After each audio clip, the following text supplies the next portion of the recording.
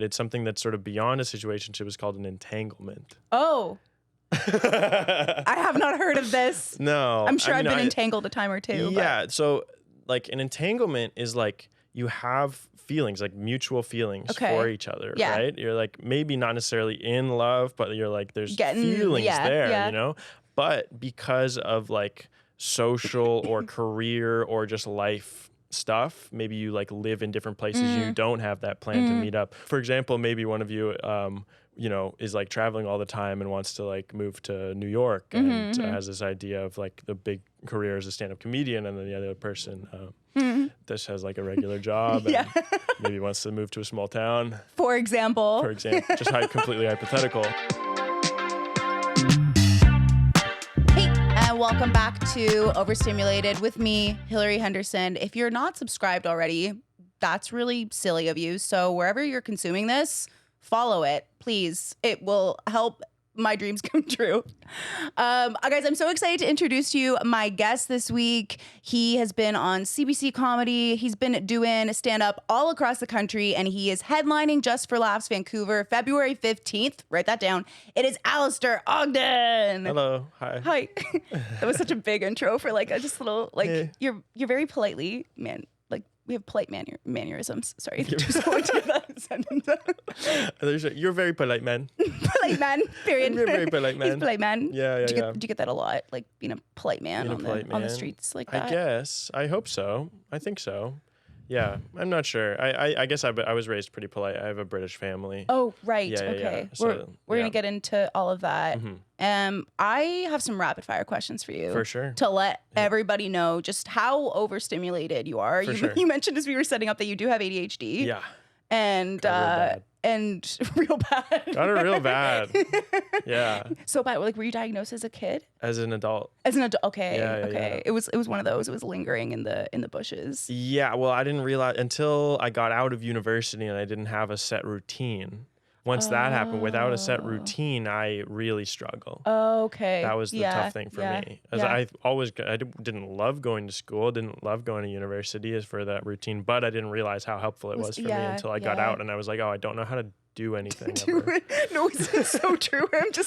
I'm like, oh my God, like, why did I thrive so much as a student? And then I think back, it's like a time machine, and like I walked around with a color-coded clipboard of my backpack of my schedule. Okay, yeah. And I think that made me a social reject, but like I did do it. Like I did get things done then. Yeah, I was never even good at like coordinating my own stuff. It was just like, as long as I had somebody else kind of telling me where to be at certain times, that is super helpful for me. Okay, wait, was university kind of your dommy mommy then? Like she's just like telling you what to do and you're like, okay. Yeah, high school and University of Victoria dommed the hell out of me. And I'm coming on the pod to admit it. That's very brave of you. Thank you for being so vulnerable. Yeah, big revelation right off the top. Yeah. Okay, let's get into some rapid fire questions so we really can understand just what's happening in that big ADHD brain, okay? If your brain had a screensaver, what would it be? It's going to be the one with the pipes. The one with the pipes. Immediately, that's the one. The pipes, and they're complicated, but you can't stop watching them. That's what's going on. And you're like, they must be connected. There must be a pattern in here somewhere. Yes. Yeah. That's great. And ultimately, there's not really. Ultimately, it's unproductive, but you're like, this is going somewhere? It makes your brain feel good. It scratches some sort of itch in there. You're like, it's good. We got it. Okay, what is the weirdest app on your phone that you refuse to delete? Oh, my God. I actually don't, like, there's certain ones that are like dormant on there. You know how they go in like dormant mode or whatever? Yeah. There's one a game that I used to be so addicted to. It was called worms.io or something like that. What? Yeah, it's basically the game Snake, but instead of just like up, down, left, right, you have the freedom to move, and you're playing online against a bunch of other snakes, and they're all made out of light orbs, and you're trying to eat all the light orbs without running into another snake. And when they run into you, then they die and they become a bunch of light orbs. And this game was huge for me during the pandemic. Yeah. Why was this a pandemic thing? Like, did you ever do like the original Snake? No, the original Snake, no interest to me at all. Only Worms. I don't care about Snake. I only care about Worms.io. And that game, I had to stop playing it. But I think the app is still on my phone. Yeah. Yeah, it's still liable at any moment. I could get back into Worms. Worms.io? Worms.io. I like that you were like being very specific of like, I'm not crazy. It was worms.io. I'm not just like picking up worms. I'm pretty sure we can fact check that. But yeah, I'm pretty sure that's what it was Link called. was below for worms.io. Yeah. Let us know in the comments what's the weirdest app on your phone that you're not deleting. Yeah. I got another one for you. Pull out your phone. Let's see the weekly screen time. Oh my God. Do you my know phone's it? in my jacket over there. Oh, okay. But yeah, we're weekly screen time. I don't know. Average screen time for me is going to be probably about 5 hours. 5 hours a day. Yeah, 5 hours a day, something like that. Sometimes it gets up to 7 when my mental health is really bad. Okay, yeah, we can do a fact check in real time. Isn't that so true though? When your mental health is the worst, you're like, I'll treat myself to a nice scroll. That'll make me feel better. Yeah. Okay. How do I? Where is the screen time thing? Oh, there it is. Or give us today. Today I'm at 5 hours 50 minutes. Okay. Wait, does that mean you're having a bad mental health day, or like it's like approaching that? Next question. Yeah, weekly average 6 hours 46 minutes. 6 hours and 46 minutes. Okay, you're putting in a full work day on your phone. But we get it. You have to use it for your job. What's yours? What's normal? What's mine? Let me tell you what mine is. Oh God! Where did I put my goddamn phone? Can you grab for me? It's just the yellow one right there. I wonder what normal is. Yeah. Let's see. Oh, I literally opened my phone and I got the alert. 5 minutes remaining for Instagram today. Stop doing that. My daily average. Oh, okay. I'm better than you. It's only 5 hours and 30 minutes. That's just for today? No, today. That's. How can I tell what are we at for today? Today I've only done 2 hours and 30 minutes so far. So I got some catching up to do. I'm gonna have 3 hours of scrolling in the night. To be fair, what I was doing for a lot of today on my phone, and I was sort of watching / listening to Martin Short talk show compilations. So okay, were you trying to prepare to be on this talk show? You were like, if I just see it, then I can achieve it in my mind's eye. It's funny because I love Martin Short. If I tried to do the style of comedy that Martin Short does, it would come off very different, I think. Because Martin Short is like sort of small, adorable, very, very funny, but also the comedy he's very mean, but he offsets that because he's so charming. I don't think I'm charming enough. I also think my face is too severe looking to say that some of the roasts that he does. That's somebody. You would need to have like a bit more like baby fat and like roundness and I need to get what's it called, buccal fat implants. I think. Yo, so everyone getting buccal fat removal, just give Alistair donate me your buccal fat, please. I'll make you a GoFundMe so that you can be Martin Short of buccal for just 3 ounces of buccal fat. Me with the chipmunk cheeks. Yeah. So I can finally roast someone without it seeming horrible. What is the most embarrassing note saved on your phone? What does the notes app look like? I need to see. There's probably something really good in here. Okay. Probably the draft of the text that I sent to somebody that I was seeing, that we stopped seeing each other, and then that was the draft of the text that I sent No. her. Yeah. Okay, wait, can you read us like a sentence of that text? Oh my God. I'll read you one part of a sentence. It says, I realized yesterday I hadn't really been taking care of myself properly. That's all. That's all I'm giving you. Okay. At least it sounds like you admitted to to your role in the dynamic. Yeah. I know I'm beat red on camera right now. Oh God, didn't want to get into this so early. It's okay. She's probably not watching this. This is a real problem I have on podcasts. I told myself I wasn't going to do that. Problem I have on podcasts, I overshare. I overshare so much. Great. Yeah. That's what we're hoping for. That's what we're exploiting you for today, Alistair. No, I'm just kidding. I need a PR team so bad. Someone to be like, no, cut that. Yeah. Don't say that. Don't say that. That's, what was the? Okay, we'll get into that whole situation Sure. maybe later. Maybe once we warmed you up with some other questions. Let's go through the questions. Deeper. We'll get into the relationship stuff later. Great. Stay tuned. Which Canadian celebrity or Canadian person of influence do you think might secretly be? I'm going to restart it because this might be a clip if it's good. Sorry. That's how my mind works. I'm like, we can't have a stutter on the question. For the socials, think of the clips, Hilary. God damn it. Okay. Who is a famous Canadian that you think might secretly be a lizard person? A famous Canadian that might secretly be a lizard person. Oh my God.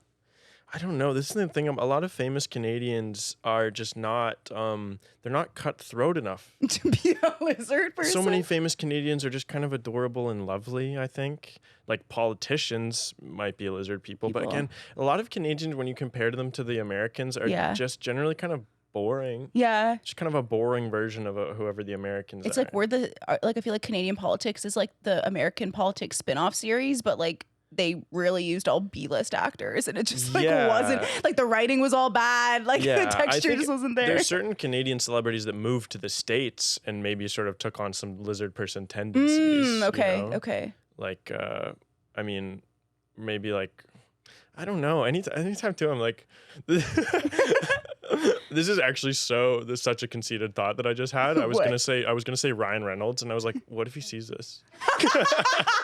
He can't know that I called him a lizard person. He is kind of like very like perfect, like looking. Yeah, that it's probably a slight lizard. Perfect man. He's so productive. He's got new projects on the go constantly. Yeah, he has like a whiskey line now or something?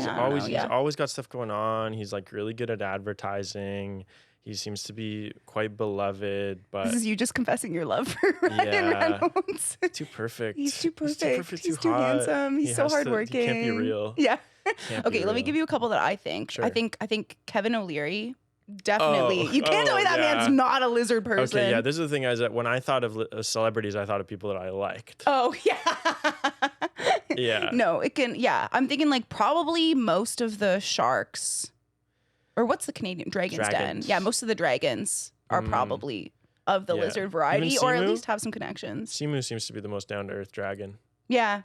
But I wouldn't be surprised if he's got a little bit of like a lizard person. Simu keeps popping up all over the place in places you would never expect because obviously he had his big Marvel turn, Shang-Chi, but then he's on Dragon's Den now. He's got a good PR team. He's on Selling Sunset. Yeah. Does he have a good PR team though?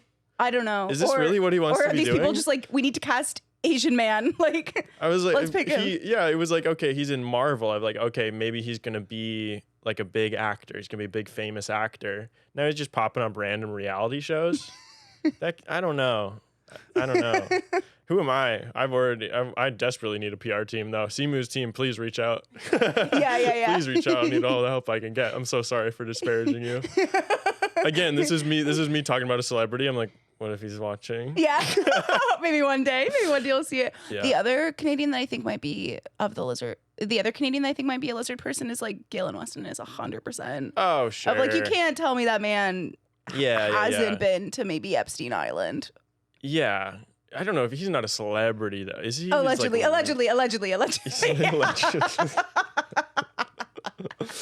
Yeah, Galen Weston seems. Yeah, he's definitely like a big puppet master.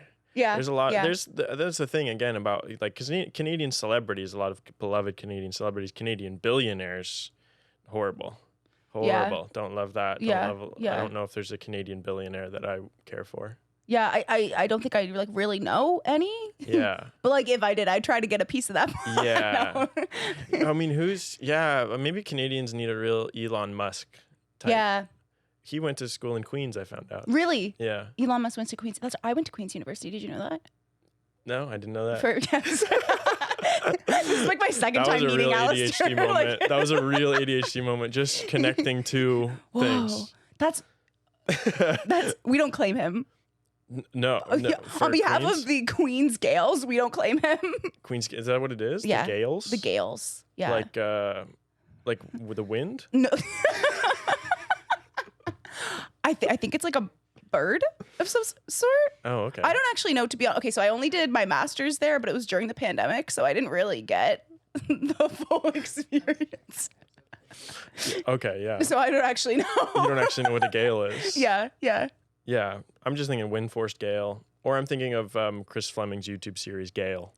Check it out, really funny. I love Chris Fleming. You know Chris Fleming? No, I don't know. One of my favorite comedians. Cool. Brilliant comedian. Yeah, check him out. I'm not going to try to do any of his bits because he speaks in his own dialect of English that is unbelievable. Okay, Anyway. and you need facial implants to impersonate the comedian accurately. Yeah.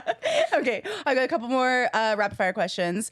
What is something random that you've recently been obsessing over? Something random I've recently been obsessing over. Oh geez, I don't know. I was trying to think of this where I was like, I need more interests and hobbies outside of comedy. Okay. My life has been absolutely dominated by comedy. Yeah. I have like an encyclopedic brain of comedy.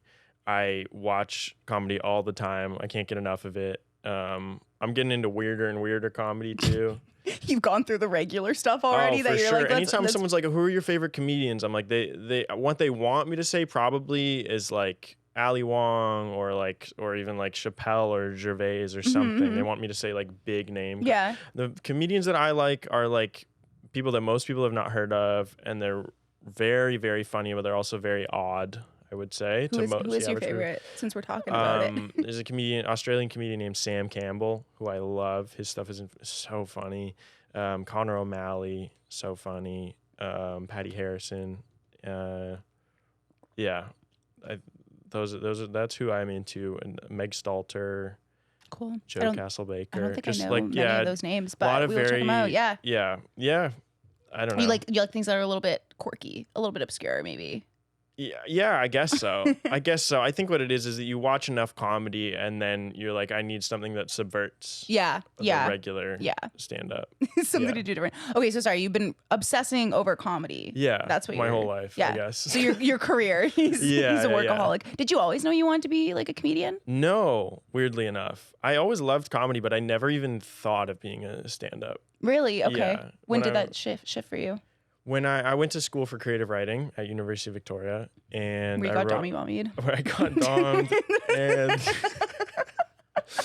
I was doing a playwriting class, and in the playwriting class, I wrote a play about this mortician who wanted to do stand-up comedy.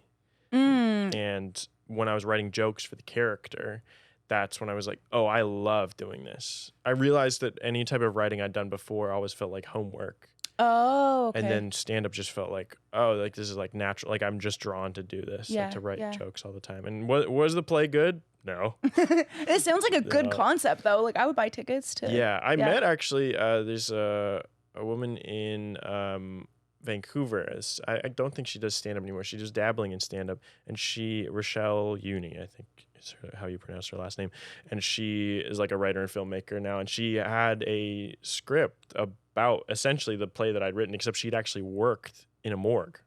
Oh. So it was like, oh, this is your story. Like that's so interesting. Yeah. So you weren't stealing her homework, but it was just like you kind of came up with a similar idea. Like she was talking about it on stage about like how she was like had worked in a morgue and then doing stand up, and I was like, I wrote a play about I guess you? Kind of. I don't want this to sound weird, but That's so cool. You manifested her into your life like that. That's cool. No, That's cool. I'm glad that actual like I mean, I hope that movie or that TV show or whatever it was she was working on, I hope it actually gets made. I think the idea is really cool. I love that. It's funny. I was reading, do you know Elizabeth Gilbert? She's like wrote Eat, Pray, Love and, all those like white lady books. Sure. Yeah. Okay. She had a book called, I think it was called Big Magic. Anyways, it's about like kind of creativity and creative people and like how to keep like the creative parts of your like brain moving basically. Yeah. And I was like reading at a time when I was kind of going into like a bit of a slump with just like writing and like feeling like I wasn't really able to ideate in the way that like I wanted to. But she talks about like creative ideas is almost being like the way I'm going to describe it, like it's totally going to discredit it, but it's like kind of like a big like almost like tadpole with like a tail on the end, which like already people are like thinking weird things about that, and that's fine. I put that out there. But what she was like saying is sometimes we'll like the creative idea itself, like if the idea wants to be born, it's just looking for like a host to like bring it forward. And so if you sit on an idea for too long, it's like that's why sometimes you'll have an idea and then somebody else will be talking about something and you're like, wait, I literally had that same idea, but if you don't put it in action, then the idea is gonna like, if you can't catch it by the tail, it's gonna like that's true. move to somebody else. I had that with a sketch idea that I had years ago. Yeah. I wanted to do like a mockumentary called Playgrounders, where it's like adults who play on playgrounds professionally. Wait. Do you want to go play the park with me after this? Yeah. Like, I just thought it would be so fun to film and to shoot it. I thought it was a great idea. And then somebody actually did it on like TikTok. Oh. They did it. It was, I think because I was trying to figure out when I was writing it, I was like, do I want this to be people who have like a playgrounding league or whatever, or do I want it to just be the people who stress test playgrounds? Those are the two ideas. And I think what I saw on like TikTok was the stress testing aspect of it. Okay. Yeah. Super funny though. Super funny. Just lots of physical comedy. Yeah. I feel like you could still make that and make it different. I guess so. Yeah. Yeah, probably. Maybe I'll come back to it. That's fun. I got one more question for you. What's your biggest vice? My biggest vice, my phone. That screen time, baby. Yeah, aren't we all? Crazy how I kind of got found out in real time. Yeah. Found out in real time. I was We're like, exposing if I'm doing everything. mentally bad, it's close to 7 hours. Yeah. Literally 7 hours. Yeah, you're like 6.5 hours. That extra little half was what will keep us going. 7 hours, and all of it was me writing that one text. Yeah. Oh, so this is recent. Okay, we will get into all of that, but first I want to talk about your trajectory across this country. So you grew up in Toronto. I was born in Toronto. You were born in Toronto. Grew up in Vancouver. And now Burnaby and Port Moody, actually. Okay. For people who are in Vancouver, that's different. Okay. It's like saying you're from Toronto and actually you're from maybe like Oakville or something. Oh yeah, that would be embarrassing. You can't do that. Yeah. Okay. He's from the suburbs. I'm from the suburbs. Is that the way to think of those places? Yeah. Okay. The suburbs of Vancouver, and then you moved back to Toronto a couple years ago. Last year? About a year and a half ago, I guess. May of 2023. Okay, cool. And you do stand up all across Canada. Yeah. So I feel like I want to play a game with you, and I feel like you'll be perfect for this game. Okay. We're going to draw who we think lives in all of the Canadian provinces. Okay. And we're gonna go through with it. Can be as silly, wild as you want, but just when you hear whatever. So I think let's go west to east. Let's start with BC. Okay. Your home. We're gonna draw BC people. Okay. The British Columbians, right? That's how you British Columbians. Talk that's about us. them? Okay. Yep. Okay. We're gonna show to camera in 3, 2, 1. This is okay. You got like somebody cycling. They're skiing and they're thinking about a mountain biking. They're never happy. Yeah. Okay, mine is I drew 3 people, and they're all dressed identically, and they're all wearing Patagonia vests and hiking boots and the exact same outfit. Yeah. And then they all have glasses because they're really concerned about their brain health. Like the last one's a little bit Picasso-esque when you have to hurry up. I was running out of time. You could have just really drawn one guy well, but you had to do 3. Yeah, well, because I really wanted to show that like none of them have a distinct like personality. Sure. That they're all like each other. Respect. Do you think that's accurate of your understanding of BC? Totally. It's it's very BC for me. Yeah. People are like that. That is in the winter, everybody's identity is like skiing or snowboarding, and in the summer, it's mountain biking or hiking. No, nothing against that really. Yeah. It's just that I feel like I got that out of my system growing up. Yeah. Got that out of my system. Yeah. You're done with that. Are you an outdoorsy person? Not really anymore. I do sometimes feel like I have a yearning to go into nature. I feel like that's healthy. Yeah. Or like the nearest playground. Yeah. Or whatever's available. sometimes I'll be like, why why is my mental health not doing great? And it's like, oh, I just haven't like seen a tree in 3 weeks. Yeah.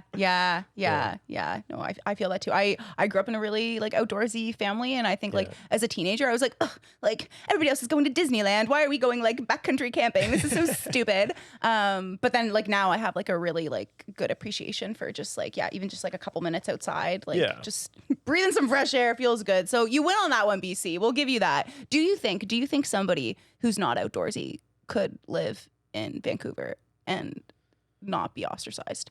I mean, the thing about Vancouver is it's not like people are actively ostracizing you.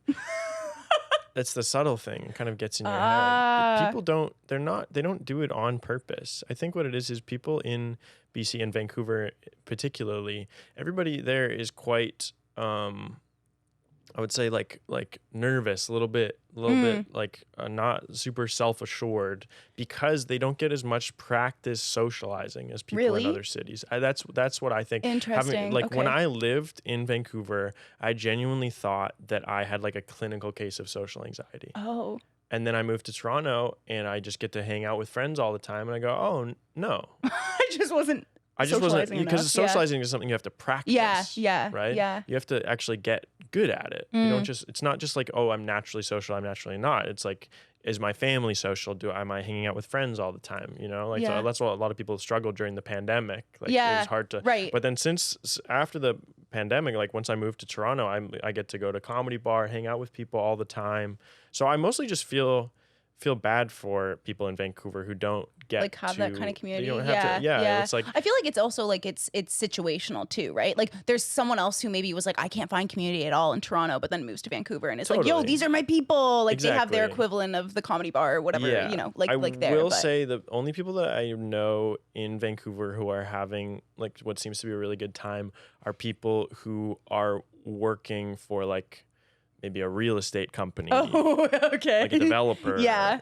They have those sort of jobs that ultimately might be sort of destroying the world. Right. Those are the people who are thriving socially. Okay. Interesting. I feel like all the hippies out there would be like, yo, take off those Blundstones. You don't deserve to wear them with that kind of job. I mean, I hope those people are like the sort of East Van folks. Yeah. But the thing is, like, so many of those like cool indie venues just keep getting shut down by developers. So it's like literally just a struggle to find a place to hang out most of the time. Yeah. Well, you know, come back next time Alistair's on the podcast. We'll do a full dissertation on the lack of third space. Lack of third space. You know how I knew that Toronto was good is I didn't know the term third space. Found out about the term third space while I was in my third space.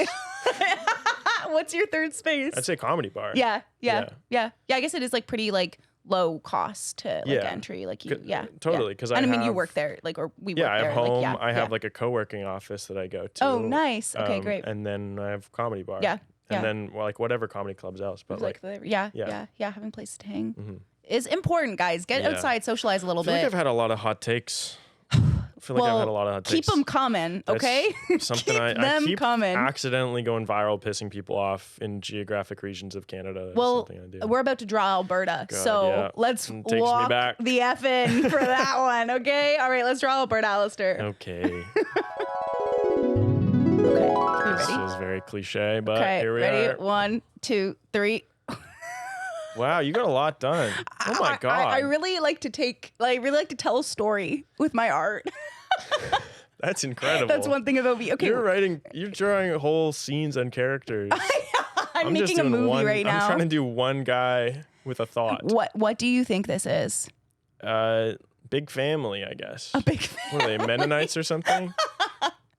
My family is actually of Mennonite descent. Oh. Yeah. Yeah. We're not from Alberta, though.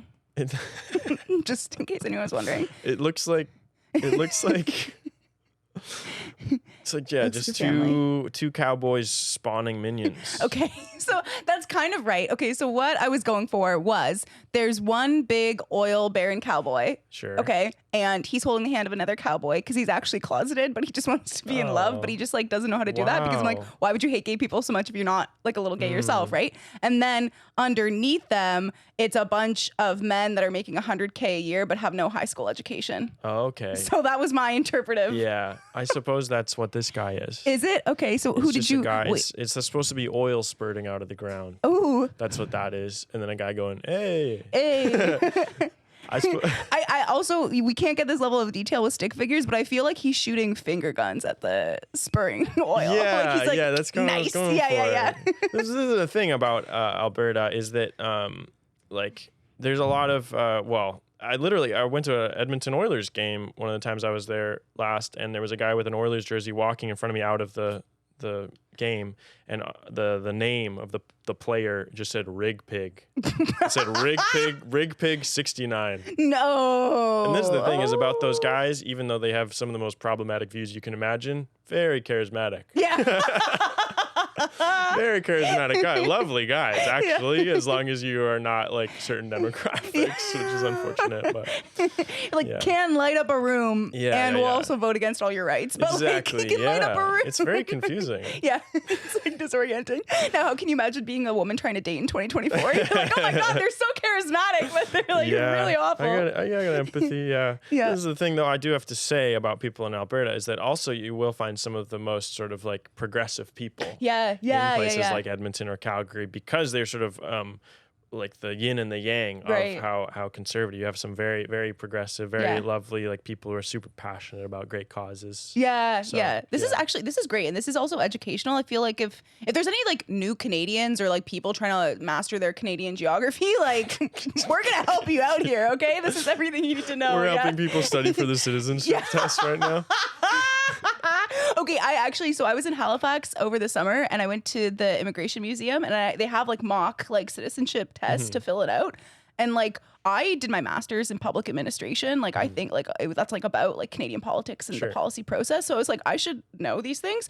I lost by one question. Like I would not have passed the test. Like it's actually a hard test. Wow. It was kind of embarrassing. Okay, what was the question? I can't remember, but it was like stuff of like who's the head of government in Canada? I don't know. Am I spilling state secrets? Can I like I don't know, can I say like what's like whatever, but like the head of government in Canada is like the queen. Like that's a secret? Yeah. No. She's on all the money. But like I mean like I don't know, like I'm okay, they had it in the Immigration Museum for public consumption. So I'm like, sorry, can you tell the anxiety just kicked in where I was like, I had no problem calling Kevin Leary. The high school version of you with all the like notes in the notebook, the whatever. Yeah. I can tell you were always worried that someone was going to try to cheat off of you. Yeah. Yeah. I actually can't tell you that. That's the energy. I was getting like, no. I was like a very principled person. Yeah, I was like, can I have a look at your notes from class? It's like, actually, no, I can't let you do that. Yeah. There was I went to a really small elementary school, and at our grade 8 graduation, because there was only 20 kids in the class, like I was gonna say professors, there's teachers, like the 4 teachers that like taught us different subjects, like all put on like a skit of like the different like personas of like the kids in the class and just hold a different sign for someone else. And for me, it was like literally that, being like, no, it's not this title, it's called this, and then being like, what are you doing? Like it was like. And I think about that every day and wonder if I'm Hermione. I kind of was a little bit, and I think about that every day and wonder if I got more or less annoying as I've progressed. But nobody answer that. Nobody write in the comments what you think the answer is that. Okay, we had to do Saskatchewan. I'm wondering, should we do the prairies together? You know, I know they hate that, but like we're just gonna do. I went to Saskatchewan for the first time this year. So did I. Yeah. Yeah, I was only in Regina though. I don't really know what I think of people as, I mean, should we draw, like, are we going to do all of them? How many do you want to do? You know what, I think we're probably going to lose people's interest if we draw all 13 provinces. I'll tell you what I picture when I picture someone from Saskatchewan. Ripped dude, and he's married to a woman with an incredible balayage. Oh, yeah. For sure. Yeah. For sure. And but like she's got great hair, but like she doesn't have her nails done because like they're working. Yeah. Like she like doesn't have that kind of luxuries in her life. Yeah. Similarly in Winnipeg. Okay, let's draw who we think lives in Winnipeg. It's Winnipeg specifically? Yeah. We're doing province. It's just Winnipeg. Let's go. I really don't want to do something cartoonish for that. Okay, let's draw the prairies. Just Winnipeg and Saskatchewan? Or kind of Manitoba and Saskatchewan. Manitoba. Why can't I? All right. We did Alberta already. Let's draw some of that. All right. I want to say the stuff that I tried to do at the top was supposed to be snow, but I didn't really. Okay, ready? 1, 2, 3. Let's see. What do you got? We're actually pretty similar. Okay. You just went for cowboy hats again. Okay, wait, I'm going to say what I think yours is. Okay. I think yours is a farm girl and a farm lad around their wheat. And you already revealed the snow. So it's snow falling down. Although, I guess the wheat wouldn't grow at the same time as the snow's falling. Probably not, but we're in a fantasy world here. That's how little I know about that lifestyle. What do you think mine is? It looks like, it's similar. It looks like farmers, maybe on the side of a river holding pitchforks. Yeah, that's pretty much it. Except this isn't a river, this is a road because they have like those bends in the road so that you don't get bored driving. Do they? Yeah. Oh. Like on the Trans-Canada Highway, they got little like zoops in it because otherwise you're just like, she flat. Wow. Okay. Yeah. Yeah. I actually, when I was driving through Saskatchewan this year, it was less flat than I thought it was going to be. Oh. Which is crazy. Congrats, Saskatchewan, on that one. Yeah. Okay. This girl got real busty since I saw you. Yeah, Saskatchewan got a couple implants, I think. I think that's what that was on the drive from Regina to Saskatoon. Lovely. Yeah. Okay, you ready? Let's do Ontario next. Okay. Okay. Don't really know if I believe in this, but we're just gonna roll with it. We're already giving hot takes. Okay, you ready? We're gonna show them. Oh God. We kind of went for the same route. So Alistair wrote, our minds are melding. I am awesome. And I wrote a girl with a t-shirt that says I heart me. So wait, okay, let me explain to you mine. Mine is a girl with like really big lips, really long hair. She's got the I heart me thing going on. And then this dude is like muscle man, but he's got a tie because he's like business. Okay, yeah. All right, and this is the future Prime Minister of Canada and his girlfriend. Yeah, mine is just sort of regular guy. I tried to draw a circular face, and then he kind of has a lump in the side of his face. I'm gonna say that I'm gonna say hot take, and that's because of what Doug Ford has done to the healthcare system in this province. That's Amen. The lump. Amen. That was because he was biking on Bloor Street. There's no bike lanes anymore, and he got a head injury. And he can't sue the province. Yeah. To get the money to fix him. You want to know something crazy about? So I was at the LCBO last night. I know, sick. And they handed me a paper bag. And I like said to the cashier, I was like, oh, you guys got paper bags back again. And he was like, yeah, well, like it's elections coming up. So like, he wanted to give people paper bags back. And I was like, yo, buck a beer was bad enough, but now it's just paper bags. Like, just paper bags? Just paper bags at the LCBO. That's enough to get people out to the polls. I don't know. Yeah, this is... like my hot take, because I like I said, I've only lived in Toronto for like a year and a half. Yeah, please give us the outsider perspective. But this is how I know that my life is good and that I'm living a pretty privileged existence, because when Doug Ford announced the Bloor Street bike lane removal, that was the moment where I was like, enough is enough. Like, he's been wreaking havoc on this province for I don't even know how long, like, doing all sorts of horrible stuff. That was the moment where I was like, okay, we actually really need to stop this guy. Like, he's gone too far. Yeah. Just such an insufferable energy for a person to have, I think. When that's the big political issue, is that I can't ride my city bike down Bloor Street as easily anymore. Right. Yeah. You're like a 2-tier healthcare system, no problem. But the bike lanes, like, where am I supposed to go? Also, the fact that they passed that law where they're like, if you get injured or die because of the lack of bike lanes, you can't sue the province. It's like, that's so, it's like, how do you write that up and be like, oh, I'm a good person? Yeah. It's like that. I think it seems evil, right? Yeah. Am I crazy? I don't know how you can really argue about that. I feel like it's like you don't get somebody to be like, you can't complain, or like, you sign this NDA, but just like, it's chill, like, I don't know. You gotta know. But it seems bad. I'm trying to think, do I have any more takes on the bike lane situation? Pro for the bike lanes being removed though. Less insufferable hipsters on the dating apps, potentially. What, you think it's because they're gonna die? I'm saying men used to go to war, okay? Would it be that? Just because they're not in the bike lanes doesn't mean they don't exist. It's like, and if I'm trying to enjoy my brunch and I see one more dude walking around with his clicky bike shoes, like, I'm done with it. I'm done with your shit, Vancouver, okay? Keep it over there. That's so funny. Yeah, as if removing bike lanes is gonna wipe out an entire type of guy. Also, I feel like that type of guy doesn't vote conservative. So maybe that was the master plan all along. What? Trim out the people who aren't going to vote for you by getting rid of the bike I feel like if you're in a car, you're probably more conservative leaning. I think generally. Yeah. I don't know. I can't even imagine owning a car. It's kind of where I'm at on the political spectrum. Is that because of your financial situation? Yeah. Or yeah, nice of you to bring that up. Yeah. Go see Alistair in Vancouver, February 15th. Please. Okay, let's get another province going here. Let's do Quebec. Are you ready? So you ready? 1, 2, 3.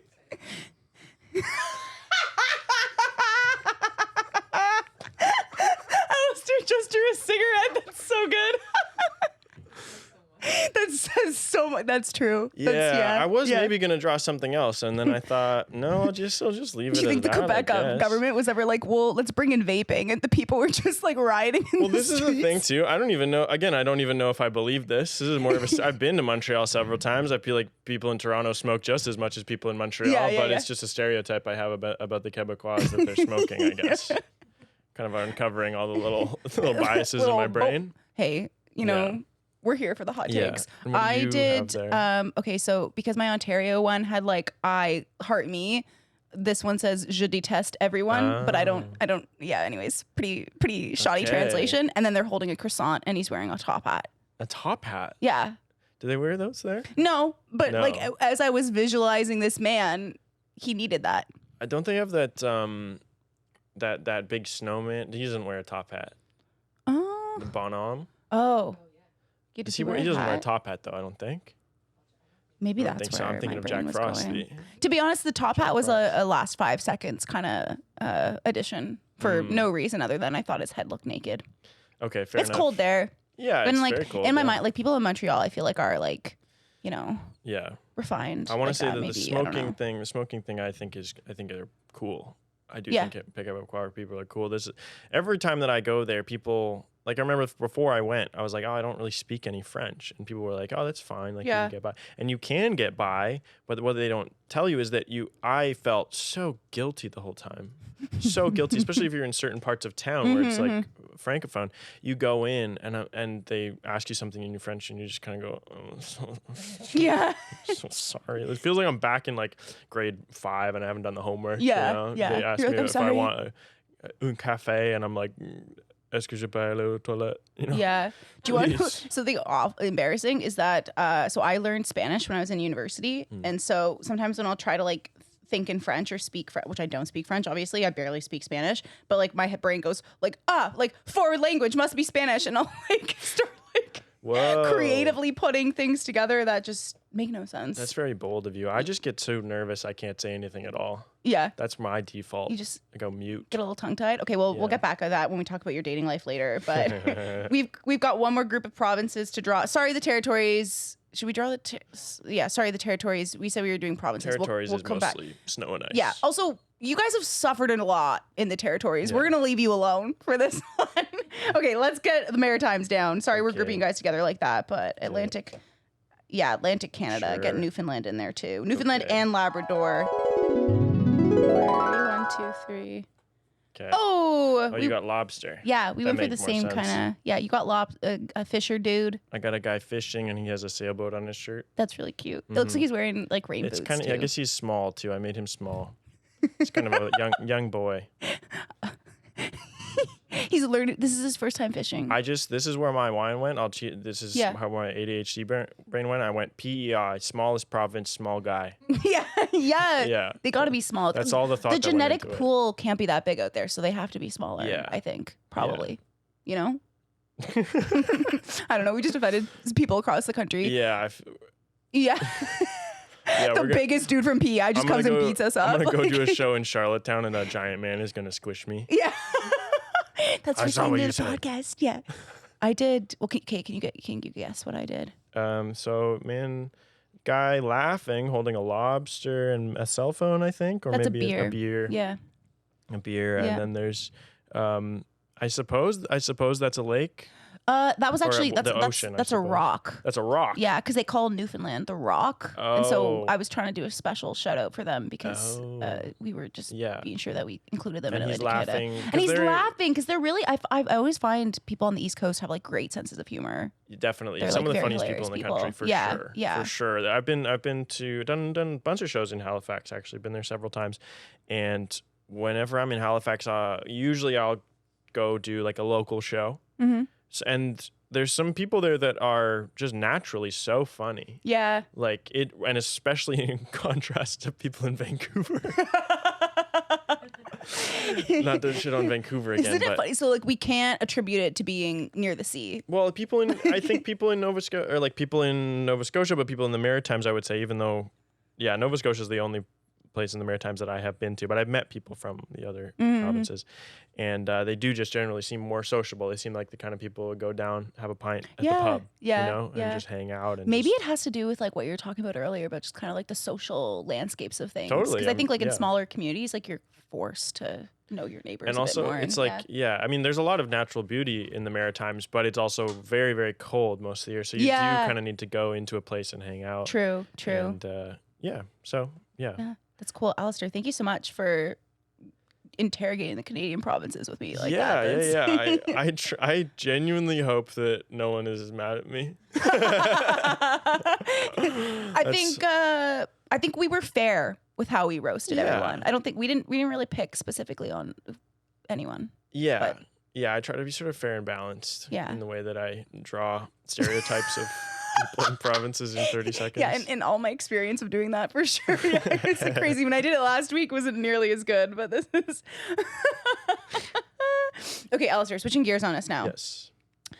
We need to know how dating life is going for you. Oh. The people want to know you are this heartthrob out on the road. Oh, God. Like, what is that looking like for you right now?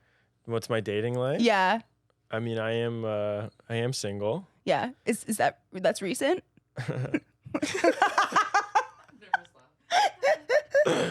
Well, okay. So this is the thing about my sort of life and career, I suppose, the lore of Alistair, that if you've like, so basically when I started comedy, I got into a relationship very around the same time back when I was in university. I was in that relationship for about 5.5 years. Oh my gosh. Yeah. That was, wait, how old are you now? I'm 29. You're 29. So that was like most of your 20s, that relationship. Basically like 21 until 27. Wow. Okay. Yeah. And then that ended and got broken up with. Yeah, it happens. It happens. Was that because you had moved or?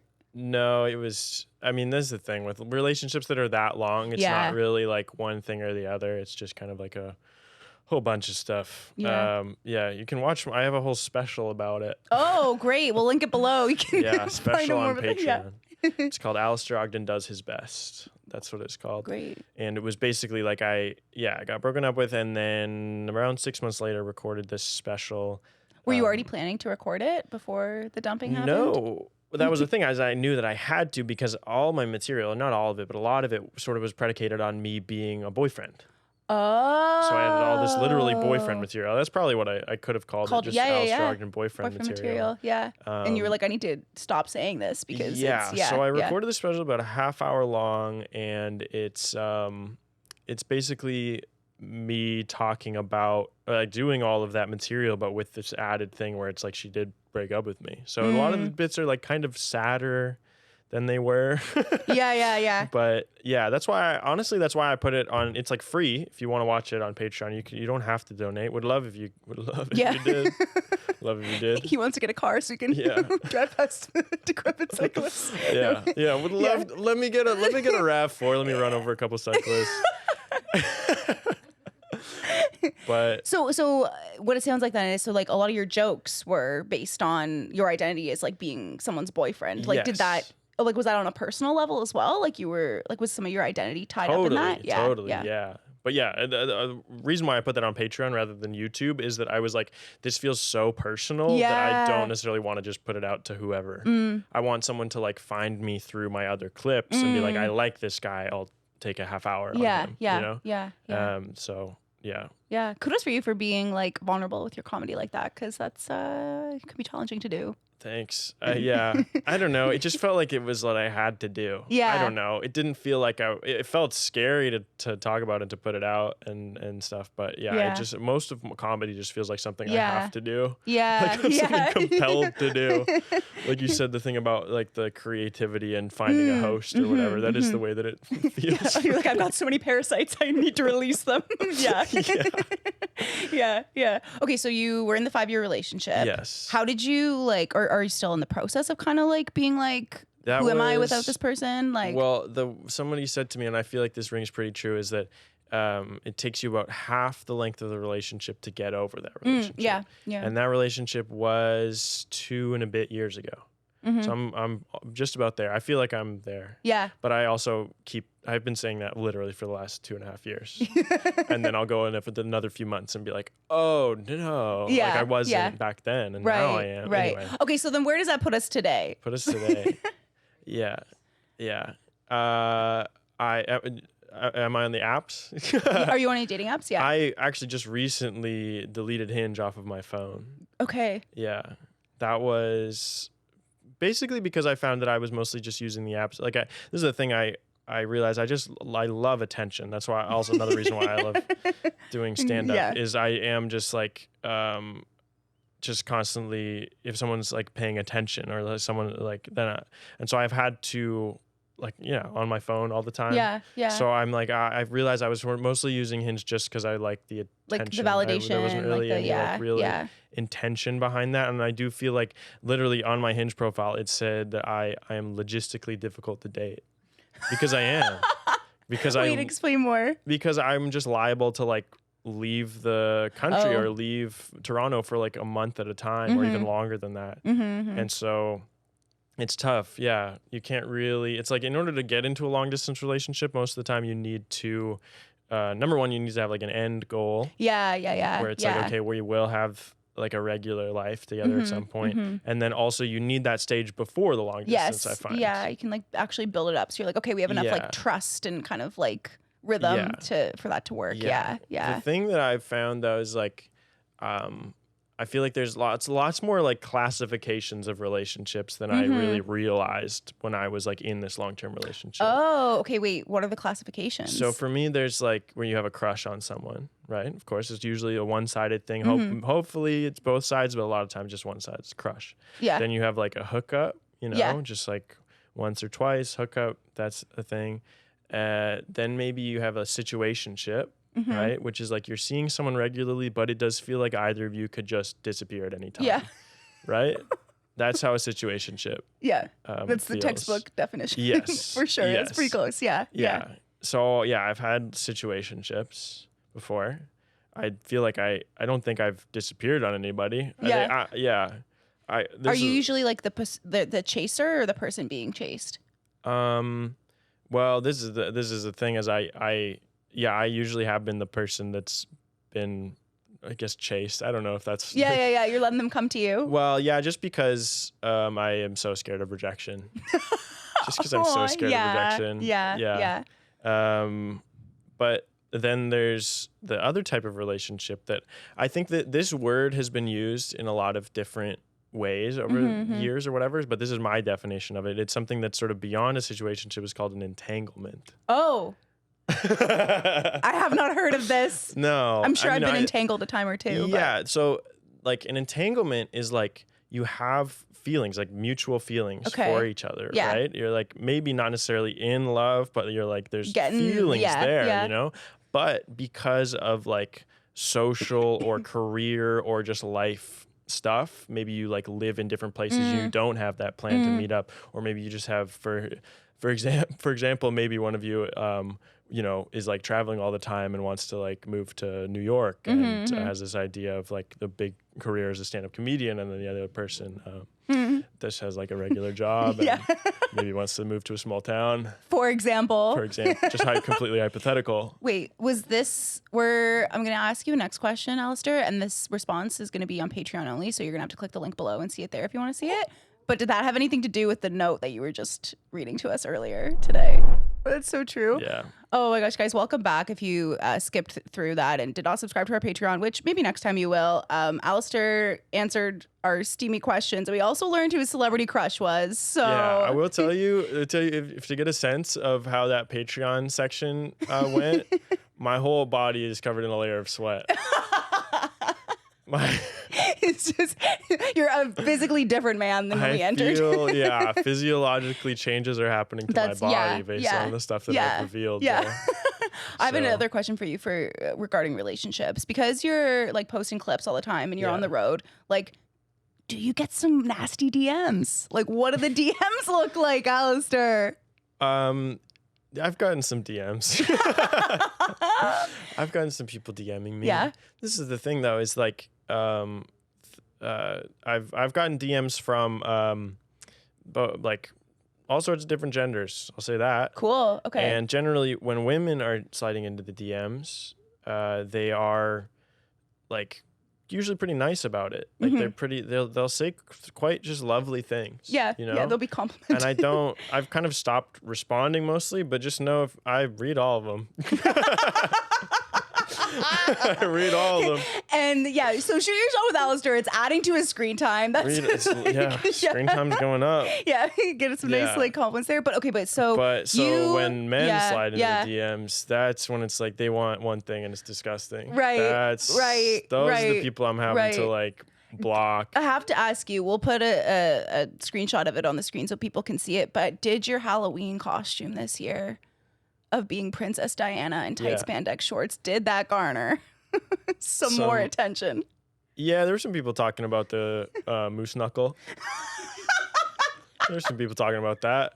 Didn't really clock that when I first looked at the photo, to be honest. And now it's just on the internet forever. One of my most likes on a feed post. Wow.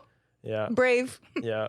So if you're into that kind of, if you're a little freak and you're into that, check out my Instagram.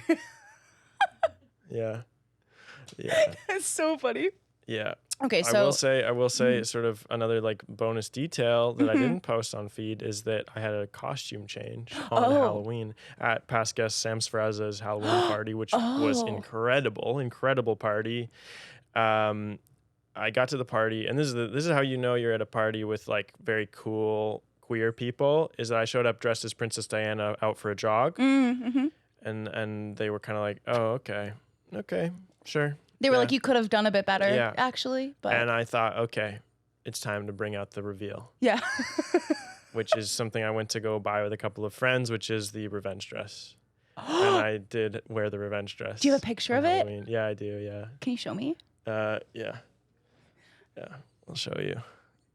Oh my gosh, that is so iconic. And for context for people, you do kind of resemble Princess Diana in a somewhat ethereal one of my biggest jokes. Yeah. Yeah. Okay. Yeah. How did you first discover that you look like Princess Diana? Actually, this is the. Yeah. Oh damn! Guys, he's got the sleeves. He's got the pearls. We can put it on there. I guess in post or something. We'll add it on the screen so everyone can see. Yeah. No, I really went all out. Went all out for this Halloween, which I don't usually do. I usually forget. This is crazy that you said you're scared of rejection when you're just like, yo, moose knuckle, out. Princess Diana revenge dress, out. Yeah, I don't know. It feels different than when someone doesn't like you for who you are as a person.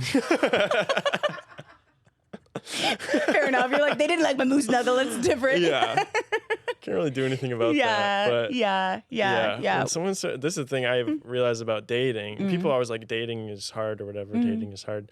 I'm pretty happy with how I can do on a first date. Okay. And I think it's because that's like my job is to like entertain people. Yeah. I can do that for a couple of hours. Once you get into second date, third date, when I have to really be myself, nightmare. No. Nightmare. What am I doing? No. I don't know how to just, I don't know. It's when do you I have a run hard time out of like riffs. relaxing when you're like, or like feeling at home with like yourself? Yeah. Yeah. Yeah.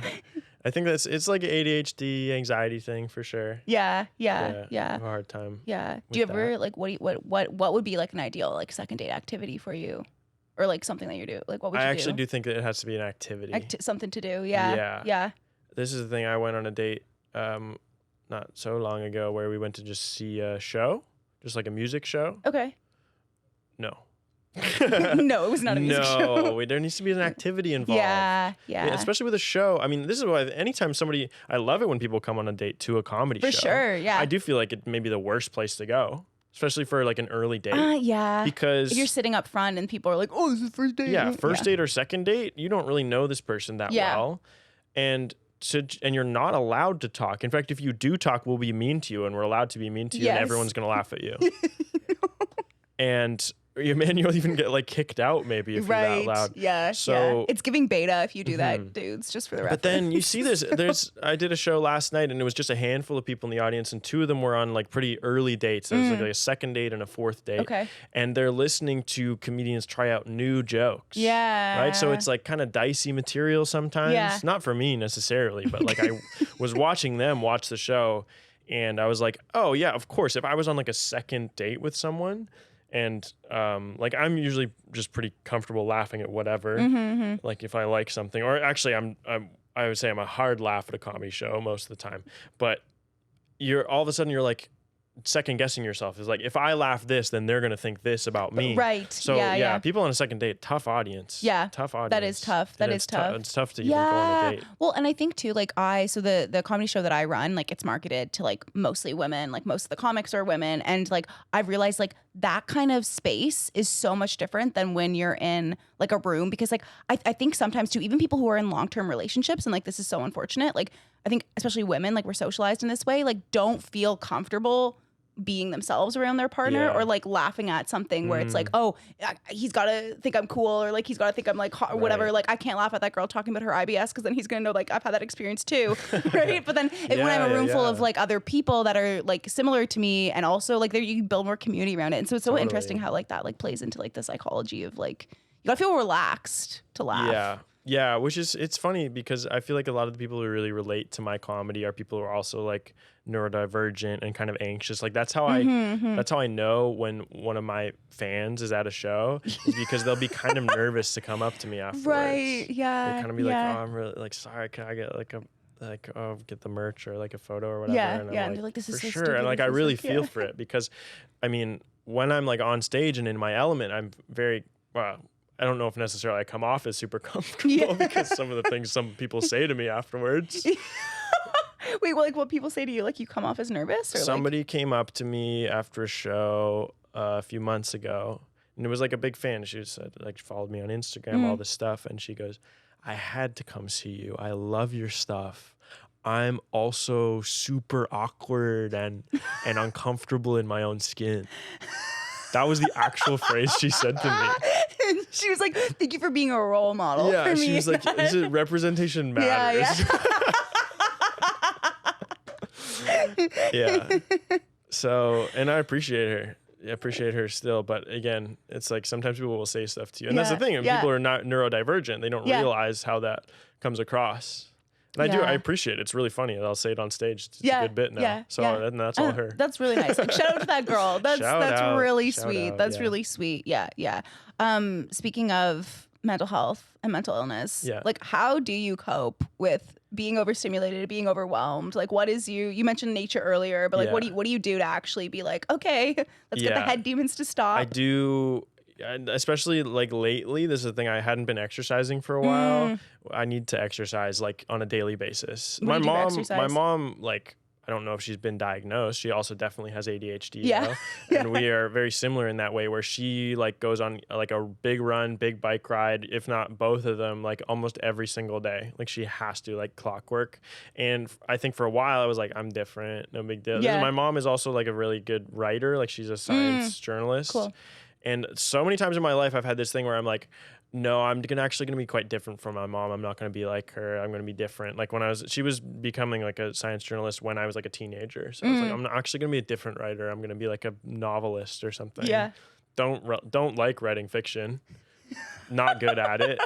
Only really good at writing like confessional nonfiction material. Yeah. It could be studied by her, the scientist. For sure. Yeah. Yeah. So you're similar to her in the sense of like you guys got some I'm like, I also do need to like like exercise hard pretty much every day if I want to focus for anything more than 1 hour. What do you usually do for exercise? Go for a run. I do workout classes. Really? Yeah. Like Zumba? What are we talking? F45. Oh, yeah. F45. Okay. Yeah, F45. And this is a thing that I keep doing that I don't know if I've said this on any media platform before, where it's a bad habit that I have. I feel like maybe this is another ADHD thing, is that I will regularly exercise for like several months, and then maybe something will happen. Like this summer I got like a big injury, haven't exercised for a while, and then I'll go back to a workout class or to a gym and do like an intense session, and just immediately my brain is like, let's go back to that level we were at before. Right. Several times in my life I've gone into a gym and thrown up, and then you just throw up at the gym. Okay, at an F45 that'd be so embarrassing, because most of them, they're usually at like street level too, and so like I always walk by being like, those are the bravest people I've ever seen. Like just working out on the street corner like that. Yeah, like, there are people in there were the bravest people they've ever seen, and I was in the bathroom looking white as a sheet. You're vomiting. Yeah. No, that happened at an F45 class like last year when I went back into it after having not done it for a while. Happened back at it's called just Fitness World. At the time it was Steve Nash Fitness World. Okay. In Vancouver. Name drop. I did a personal training session there. Vomited. And tried to do a deadlift. Tried to do, I think, maybe even 1-2 deadlifts. And then I was like, I feel kind of not great. I went into the washroom and I started to put myself into the recovery position on the floor of the change room. Did your trainer come in and you're like... Yeah, he came in and he was like, whoa! Like, and I puked and stuff. It was a real mess. It was really bad. Oh, no. And he was trying to be didn't even make it in the toilet? I can't remember. I actually cannot remember where the puke ended up. Yeah. Yeah. Sorry, this is gross. But I'm only saying this because the thing that he said to me was so funny, because he was being really nice, really kind about it. Like, he told me, like, this has happened before. Like, this is something that happens. The way he's talking to you is like, if you come too quick, and she's like, it happens all the time. Like, don't worry about it. You're in the fetal position, so embarrassed. And you're like, this happened literally last week. It's fine. It's no big deal at all, dude. He was like, it's fine. Like, that happens, And then I went back for like another session, or maybe it was a few sessions in, and I asked him, I was like, you said this happened before. Like, who else has that happened to? And he goes, well, only once before has it happened, and it was to a 65-year-old cancer survivor.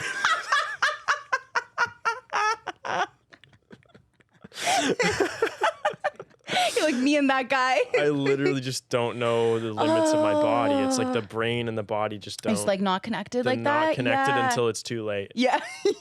It's funny you mentioned that. I've never thrown up from exercising out of recent memory for sure, but I have taken a couple of like workout classes where like trainers like followed me to the bathroom because I've like left because I like got a little lightheaded, and they were like, I don't know, the place I went, they were like, are you okay? Like they like follow you around being like checking in, which is nice. But I also like I don't have diagnosed ADHD, but like every therapist I've ever met is like, oh babe, I thought you already knew you had it. Okay. Like, yeah. But I used to describe to like my mom, and like I maybe I'm like reverse with you, was like, I think my dad is the one that like, well, because my dad definitely has ADHD, and like similar watching him like always like being like a very active man. But I used to say to my mom as like a kid, like usually around in like the afternoon when like the initial like adrenaline of the day is like worn off. Yeah. I'll just be like, I used to describe it like, I'd be like, Mom, I feel ploopy. Like I would just say ploopy. Like it was just like, burr, burr, burr, like a full vegetation state where I like could not take in any new information or like expel any new information. And she'd always just be like, go run around outside. And I would do it. And then I'd come back and she's like, do you feel ploopy? And I'd be like, no. Yeah. But, literally sometimes you just need to go for like a 10-minute run or something like that. Yeah. Yeah. No, I think it also too, I had a lot of jobs where I was pretty like active outside, or I would like always like bike to work, that kind of thing. And that kept me going. But then as soon as I start like taking the subway to work regularly, or like that's the thing about Toronto, is sometimes you can't like bike because the roads are horrible, and you're not gonna be able to infrastructurally anymore. So that's that's the thing I've been trying to do lately, even though it is cold outside and it's only going to get colder. I've been going for runs. I need to buy some like sweatpants or something. Some solid, I've been running in Adidas shorts. Oh no. Adidas shorts, and it's like 0 degrees. Yo, if you had a girlfriend, she could buy you those for Christmas. Shut up. That was mean. No, I'm so sorry. Don't have a girlfriend, do have a mom. Yeah. And she would understand the value. And she's almost certainly listening to this right now, I will say. Aw. Yeah. So nice. Mom, If you could get me some Lulus. Get those sweet pants. Get me some sweatpants. Some I have some baggy sweatpants. I don't want those. I want like the cool slim ones. Now I'm just talking to my mom. He's like, well, also next to the Patreon link, we'll have the link of the exact sweatpants Alistair wants for Christmas. If anybody wants to send me some sweatpants, then I'll respond to your DM. That's a great trade. Alistair, this has been so much fun having you on Overstimulated. Where can everyone find you? Give us all the details of your next show and the show in Vancouver that everyone can come to. Yeah, I got a show in Vancouver February 15th. That is at the Pearl. I'm going to be filming it as a special, I think, putting it out as an album, all this cool stuff. So please do come to that. It's going to be the biggest venue I've ever tried to sell out in Vancouver. Yeah. So yeah, I mean, we'll save the congrats for if I pull it off. That would be huge. So yeah, please come to that if you're in Vancouver. It would mean a lot. I have a new show called Getting Better in Toronto at Comedy Bar. It's January 8th. It's a show where we do like my favorite stand-ups do sets, and then we give you sort of advice, like advice style crowd work. Yeah. Cool. Yeah. Okay. Which I don't even know. I don't think I'm someone who anyone should go to for advice. But the people I bring on the show, I love, and they're all great for That's it. That's going to sound so fun. Yeah. That's great. And what's your socials? If you just type my name, this is, again, sounds kind of conceited. If you just type my name into Google, the way it's spelled on whatever platform it's a very distinct listening to this. name. Yeah, I'm the only one, I think, who has my particular name. So, That's a big credit for a white man, honestly. Yeah. That's my name is so white that people actually have a hard time pronouncing it sometimes. Yeah. Alistair, thank you so much for joining us. This has been so much fun. If you take one thing away from this episode, it's that bike lanes save lives. Bike lanes save lives. We got political as hell. Yeah, we did. We got political. We got deep. I probably said some stuff about relationship stuff that maybe I shouldn't have. But that's behind a paywall. That's where I like to put all my emotional dirt is behind a paywall. You gotta pay for it, you little freaks. Yeah, maybe that's why I'm bad at third dates. If a third date came with a paywall, like if you could just be like, would you like to buy the lifetime subscription to access this? Yeah, that's what it is. It's like, third date, I'm like, look, you've run out of free content. I'm going to need you to subscribe for a year. Yeah. Send your free pair of socks. And we'll work the sweatpants in there somewhere along the way. Thanks so much for getting overstimulated with us. This is so good. Thank you, Hilary. Thanks so much for getting overstimulated with us. We'll see you next time. Bye. Bye.